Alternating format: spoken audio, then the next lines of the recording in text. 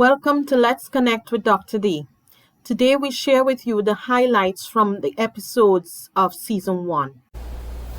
My guest today has an extraordinary story to tell you, and I certainly hope that this will help to inspire you to transform your life and see the possible in the impossible. I am your host, Dr. Denise Sawyerfat Angus, coming up next.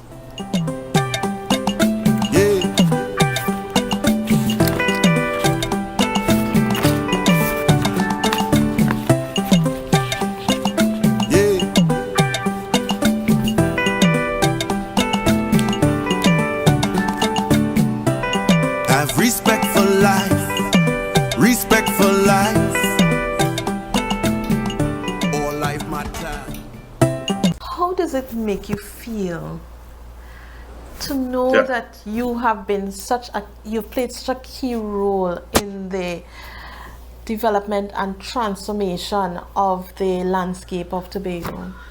It is a proud feeling because I think that when I went to school, when I was in school, I always looked around Tobago and felt like we could do so much better in terms of its infrastructure.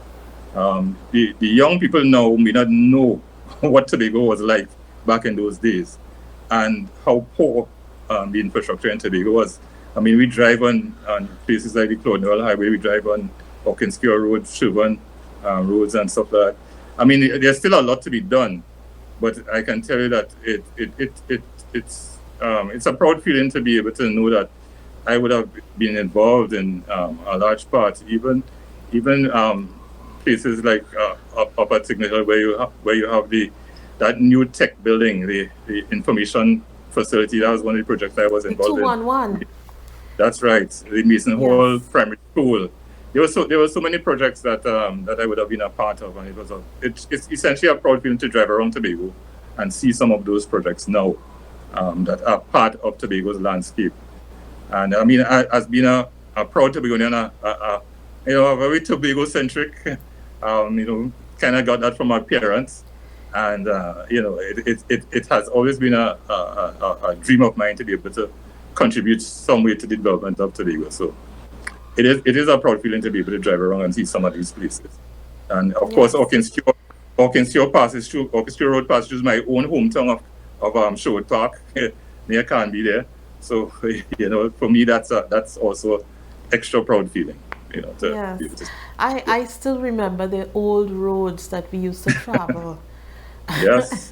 Perhaps I'm telling my age now, but I still remember the old roads we would travel to go from town into the airport. I mean, it was very scenic, driving by besides the sea. But at the end of the day, it really did not represent the level of development that we needed to accommodate our growing automotive sector and the need to get people from place to place in a more efficient manner. So yes, I think there's much to be done. I think that certainly work can be done on the Windward Road and those other areas. I think there's much to be done, but I mean, much has been done as well. Let me say it. Yeah. Well, it's up to every generation to build on the foundation that was laid, and understanding where the gaps are right now that we absolutely must fill to get us to the next level of our development. And maybe it may not be all infrastructural, but certainly there's always a gap that we need to look for. So it's very exciting to hear all of this, because I don't think I've ever spoken to you in depth as to the number of projects that you've been a part of and contributed to. So it's really refreshing to hear all of this and to know I could truly identify knowing how you feel about it. I mean, I feel the same way regarding that hospital project that we were on together. And when I came out of that, I said, I actually handed in my resignation when I came back out from sick leave. I had about maybe six weeks or closer to more than that, might be about nearly close to a couple of months of sick leave.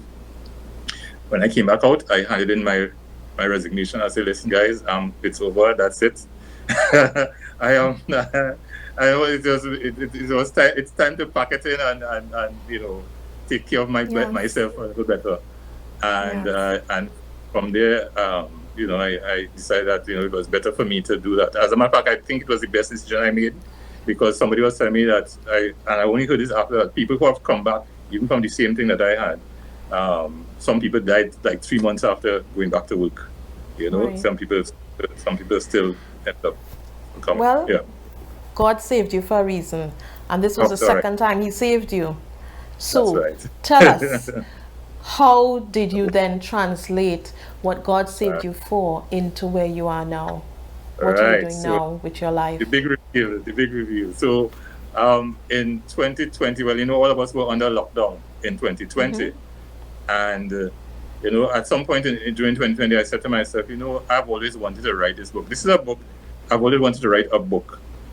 I grew up, when I was young, I used to read books like Tom Sawyer, Huckleberry Finn, those kind of books about, coming of age stories of a young guy in America, in Mississippi and those places. And I always thought to myself, it'd be nice to have something that Caribbean boys could relate to, or Caribbean youth can relate to in general, about what it was like growing up in the Caribbean. Yeah. And I decided that, I would put it to pen to paper and go ahead and do this thing that I've been wanting to do so much of my life. I always wanted to do it. And so I decided I would take the opportunity now to do that, to start writing. And so, as a result, out of that came Jimmy's World, an island story. I started that book in 2020, and I can't remember exactly when, let's say about late 2020, and it took about 4 months to actually write it. And it was published on Amazon in December of 2020. Jimmy's World, an island story. Yeah. So we can go to Amazon and order that book. That is correct. Do you have Support brand cleaning products, tough on grind, yet gentle on you. In the kitchen, use only Support dishwashing liquid. Washing your clothes, use only Support liquid laundry detergent. Sanitizing your home, work, or any environment, then Support antibacterial multi-purpose cleaner is the brand for you. Ask for Support detergent products today, because we're family. It's locally made with a great price, and everyone needs a little support. And if you're joining us late, we are here on set with Let's Connect with Dr. D every Sunday, 6 p.m. Please hit the subscribe button, hit the notification button, so you can be notified every Sunday to be here with us. We have on set Ted Jones, entrepreneur, and he's moved from dreaming of in childhood of being a Secret Service agent and author. He actually moved in and trained as a mechanical engineer, as a civil engineer. And then he suddenly decided to do something totally different with his life. People coming back, going into the workplace, it's hard getting adjusted, being able to share your knowledge, being able to, see your knowledge implemented. How was that for you? Well, first and foremost, it was much easier for me, I think, in the sense that my expectations were properly managed at the time by the engineer in charge at the time, Gerard Gift. Right? Gerard Gift was my handler, and he was perfect in terms of handling me. I think my personality also led to someone who was likable and that kind of thing. So what he did is, the first thing he told me, and someone who was also a graduate of UA, what he told me is that, you see, everything you learn in school for now, forget it. What I want you to do is you now start to learn, and I'm going to introduce you to a team that was going to be your school of hard knocks, your hard knock university. And he did introduce me to a team of people to work with. Now, at that time, I really had to kind of put aside a lot of what I learned, the theory of it, because at the end of the day, engineering and all professions are really about people, understanding people, getting to understand the heartbeat of people. And sometimes I think I would have maybe become a technocrat that, if I was not exposed properly, may have ended up being someone who did not fully appreciate the heartbeat of people. So he put me with a team of people that I had to humble myself for. There, my university training meant absolutely nothing. There were each one of those people that I was introduced to, I think had more knowledge about the things that they had in their little finger that I had in my whole experience. So I had to learn. However, it helped me to to graft in what I learned from school now with what they were teaching me that helped me become a much better educated individual. Yeah. And I was so happy that you could share that, because oftentimes young persons, even persons who have just completed their degrees, come out believing that, they have all the answers, not realizing that you now have to, like you say, put that aside and now get the practical experience and Yeah. then determine how that theory fits in with the practical experience.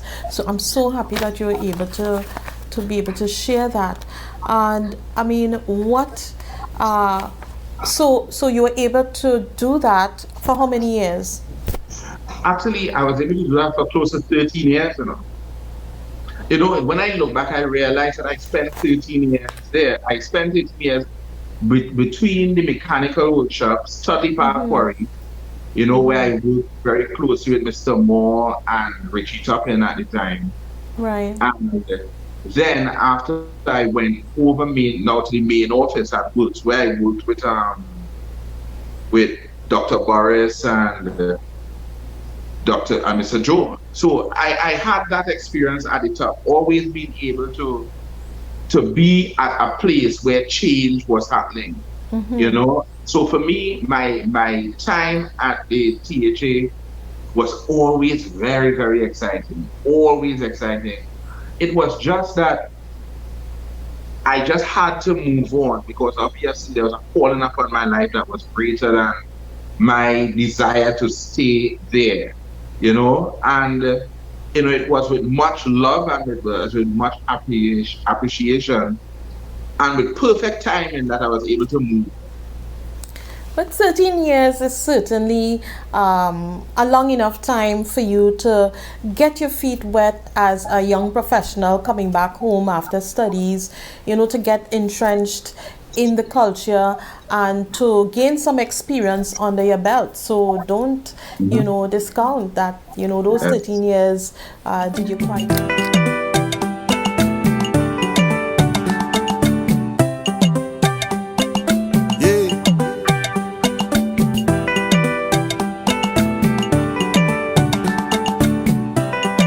Respect for life, respect for life. All life matters. Anchor Bar and Grill Limited. That is the full name. All right. And you have a full service menu. I know you're like my second kitchen. yeah, we do. We really tried our best to create a menu that was both contemporary, yet it still had that Tobago flavor.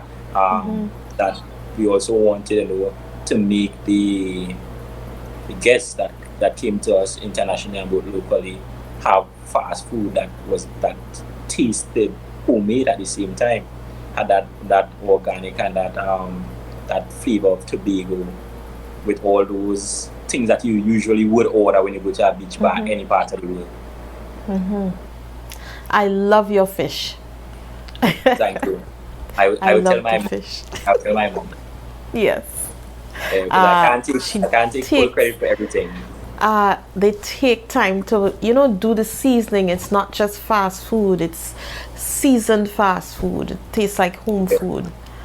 Yeah, we really take our time, and every time we do the process is always done over with love. As much as every time I try to use that scientific business side of myself to try to standardize process in order to still get back from all my family in the kitchen, talking about the whole idea of it being done with love, and it has to be done with feeling, You definitely get it, when you taste it. I think it's a blessing that we have had growing up at times, to be able to have that extended family, the grandparents, where, you know, if your parents are busy, that you could actually go to your grandparents' house and, you know, be engaged there and not left, you know, to your own devices.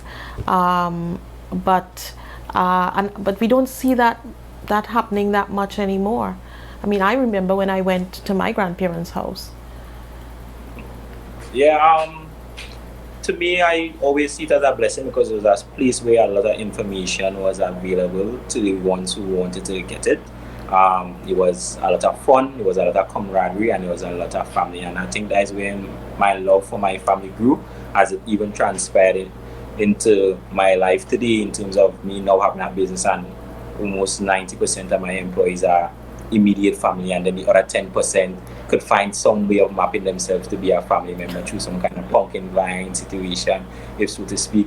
So 100% family run and own business right now that I'm involved in, and I'm very passionate about it. It could be difficult at times, having to be the youngest for the most part, and having to navigate that space and being the authoritative figure and the managerial figure at the same time. So, but I enjoy it. It, however, gives some ball patches, some places, but we working through it and enjoy it as much as possible. Standing at a crossroads, do not know where to go. So, can you show me the way?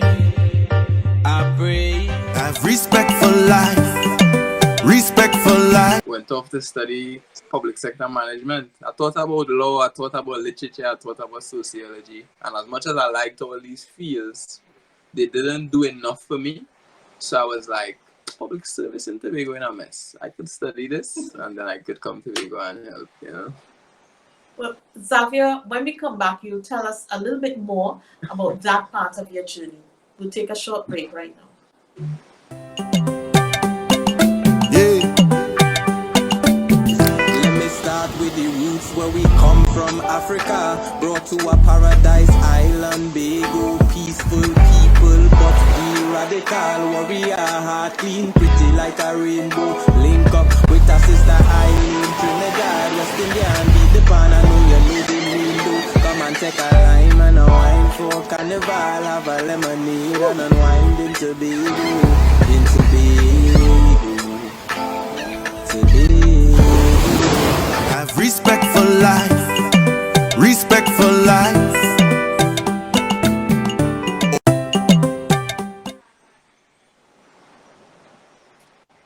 So you're here again, another episode of Let's Connect with Dr. D. Don't forget to hit that subscribe button and stay with us for the rest of the interview. Xavier Edwards is with us, and he was about to tell us about his journey going into UE and what he studied in preparation for where he is today. Xavier, you're back. Thank you. So I went off to the UE. I studied public sector management and social development policy and planning. That was my minor, because, you know, I was just trying to figure out how I can help. And even though I didn't fully receive what I would think is like a dream in a real meaningful way, I know I wanted to help. I know, the public service employed a lot of people. I knew I had a little bit of sense, so I might be able to help with something like that. And I like to figure out ways to, I guess, understand how society works and how, from a policy place, to effect positive change. So I studied social development policy as well. And while I was at UE, I'd always give credit to not just the lecturers and tutors, but every single person who I met along that time, because graduating with the degree was the least of the learning process for me. There was the interactions, there was opening the mind to, the different cultures around the world, even just by being in that one melting pot from people from all over. It was the freedom to see who you are fully when you are, there's no one around to tell you anything, and that's a self-discovery journey, and I enjoyed that to the Yes, fullest. it is. Yeah. Perhaps that is what going to university is all about. It's not just about the academics and the curriculum, but like you say, a journey to self-discovery. And along that journey, at what point did you decide that you wanted to do something else? Because did you work in your field when you graduated? I worked at citizen security program for 2 years after, um, and I enjoyed that too, but if I have to tell you at what point I decided I wanted to do something different, and by something, music, I'll have to dial it back a bit to high school. In my third year of high school, and we would have heard me say last night, it have many dimensions to me deciding to do music. Sometimes I share different parts of that story. So for this conversation, I'll take you back to high school where I wrote my first, very, very first song. It wasn't like a real song to record, but it was my first song for a PE competition. And I remember feeling this absolutely blissful feeling of joy and purpose and fulfillment. Not only just writing the song, but then in the moment when I perform it in front of the class, the reception, the way how I felt inside, the way how empowered I felt, and how free I felt. And for someone who had challenges fitting in at that stage, it was so liberating to do something that was so you, and be so accepted for it. I was like, this is what I want to do. I love this, and the people love it, and this is what I want to do. And I put that dream aside because it didn't seem practical at that point. And I went about my development and going to UE and stuff like that. And then in UE, as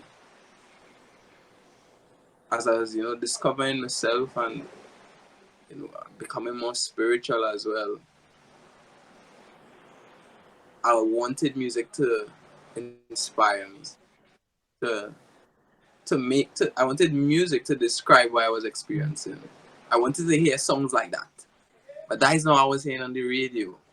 I was hearing the songs that resonate, and I was seeing on the internet the songs that resonate with all the patterns of thinking and, ways of behaviors that I once liked and ways of thinking that I once was okay with, that now kind of just made me I wasn't okay with anymore. So outside of Erica Badu and Common and Shadow and like people who were singing them kind of vibes, there wasn't much of it. So I was like, well, I will do it. And I just started writing and never stopped. Wow, that's really an extraordinary story because that journey just wound corner after corner, and finally you were able to arrive. But what was that aha moment for you when you said, I no longer want to do this. I want to do that, and I'm going to do that full time. At what moment? What was that aha moment for you? The music journey for me is closely related to my spiritual development, my self-discovery, and that's also closely related to me growing my hair. So the aha moment for me, deciding not necessarily to do music, but to do what I want with my life, was the first day I twisted my hair. I once saw an interesting quote. It said, "Lock the hair, free the mind."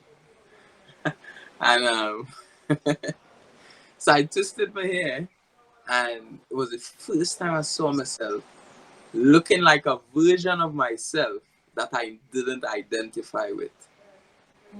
So it meant now that I had, or rather the mind had to find some way to be itself while not looking like its version of itself.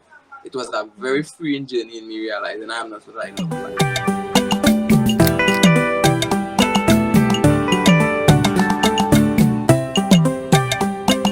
Yeah.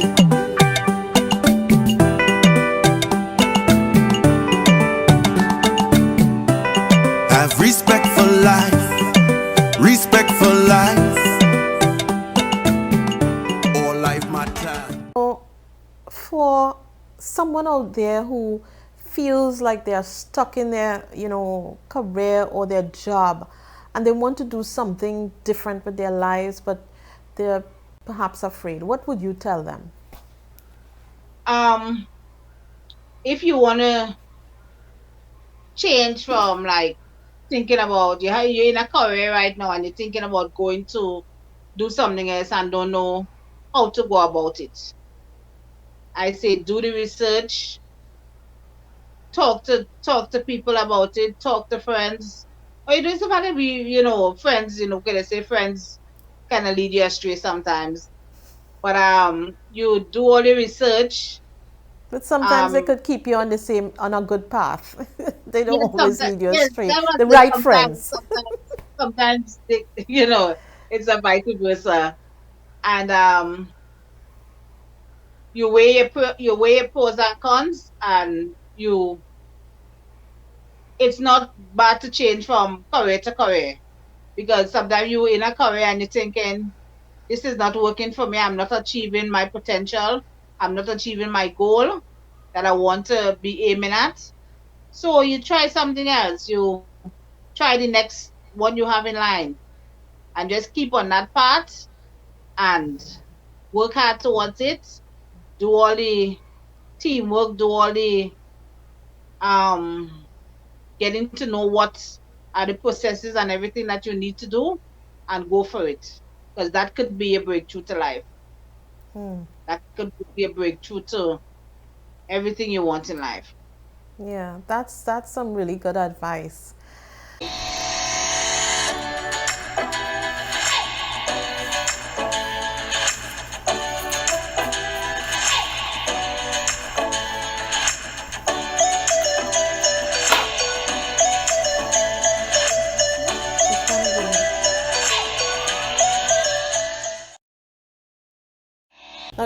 Jem, if you had one word or phrase to tell persons out there who are struggling, on the road to achieving their dreams, what would that be?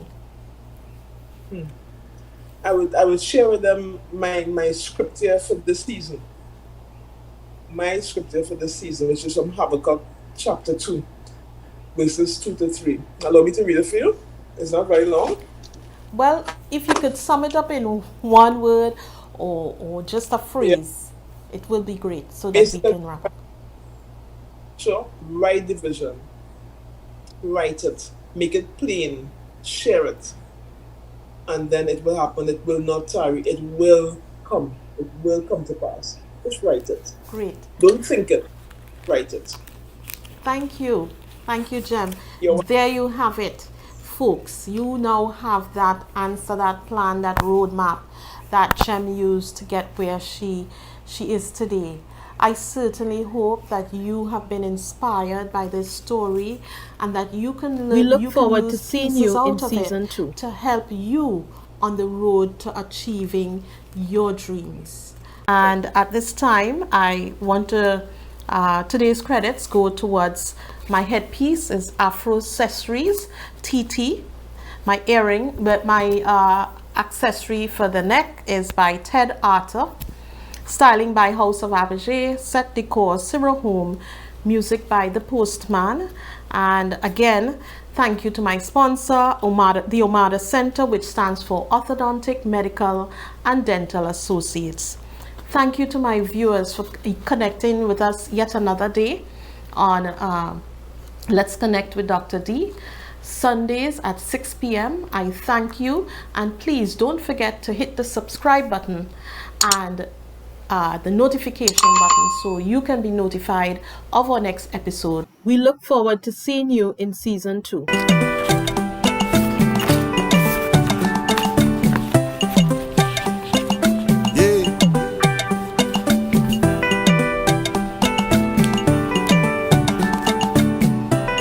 Have respect for life, respect for life.